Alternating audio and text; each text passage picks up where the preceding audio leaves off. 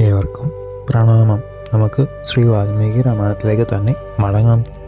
ദേവിയുടെ അരുളപ്പാട് കേട്ട ഹനുമാൻ അതിയശസ്സാർന്ന ശ്രീരാമപത്നിയോട് അത്യുത്തമമായ വാക്കുകൾ ഉത്തരമായി ഉണർത്തി. ഗുണസ്വരൂപിണിയായ ദേവി ശ്രീരാമചന്ദ്രസ്വാമിക്ക് സർവദാ അർഹയായ ധർമ്മപത്നിയാണെന്ന് ഈ അരുളിയതിൽ നിന്ന് ആർക്കും വ്യക്തമായി മനസ്സിലാക്കാം. ദേവി പ്രതിസന്ദേശം തരൂ, അടിയൻ ശ്രീരാമ സന്നിധിയിലേക്ക് പോകട്ടെ. സീതാദേവി ഹനുമാനോട് സസ്നേഹം പറഞ്ഞു. ആശ്രിതവത്സലനായ ലോകനാഥനെ കാണുവാൻ അത്യാഗ്രഹമുണ്ടെനിക്ക്.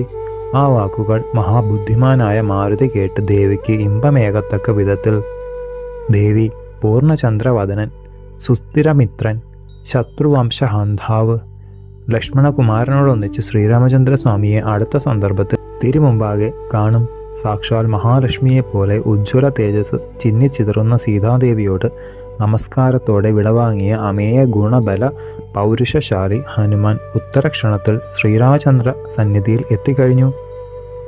അമേയ വിഘ്നനായ അനിരസുതൻ വില്ലാളി വീരനായ രഘുരാമനെ അഭിവാദ്യം ചെയ്ത് പ്രണമിച്ചു.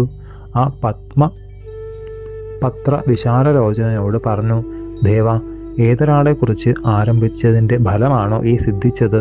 ദുഃഖാഗ്നിയിൽ വെന്ത ആ വൈദേഹി ദേവിയെ അവിടുന്ന് ഉടനെ കാണണം. കണ്ണിൽ നിന്ന് ഒരിക്കലും വേർപ്പെടാതെ അശ്രു വാർത്തുകൊണ്ടിരുന്ന് മാലാണ്ട ദേവി നിന്തിരുവഴിയുടെ വിജയവാർത്ത കേട്ടതോടെ സന്തുഷ്ട ചിത്തിയായി കഴിഞ്ഞു.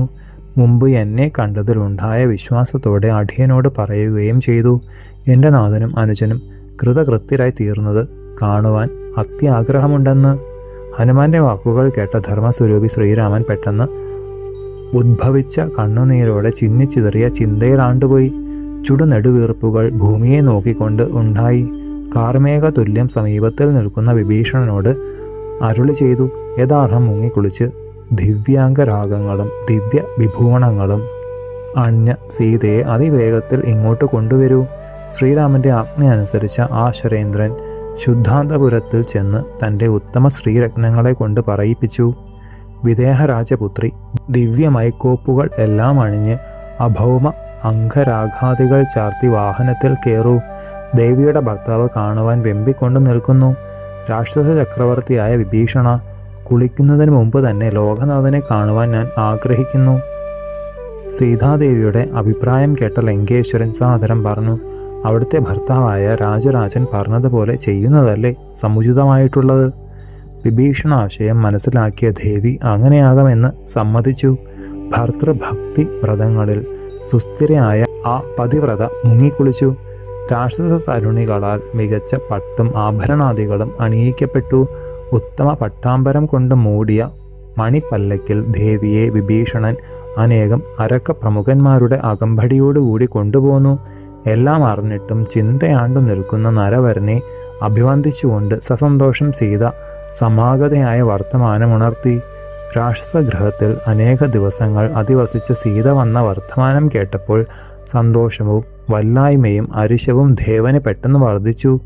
സമീപസ്ഥിതനായ വിഭീഷണനെ നോക്കി രഘുപതി ശങ്കിത മനസ്സനായി ഹർഷം വിട്ട നിലയിൽ, ഹേ രാക്ഷസാധിപ സൗമ്യ, എൻ്റെ ജയത്തിൽ എപ്പോഴും ആഗ്രഹിക്കുന്നവനെ, മൈഥിലി വേഗത്തിൽ എൻ്റെ അരികിലേക്ക് വരട്ടെ. ദേവന്റെ മൊഴി കേട്ട വിഭീഷണൻ എല്ലായിടത്തും തിങ്ങി നിൽക്കുന്ന ജനങ്ങളെ മാറ്റി നിർത്തുവാൻ ഏർപ്പാട് ചെയ്തു.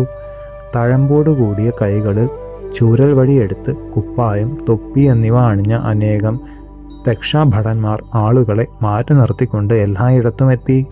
വൃക്ഷന്മാരും വാനരന്മാരും രാക്ഷസന്മാരും എല്ലാവരെയും മാറ്റി നിർത്തി.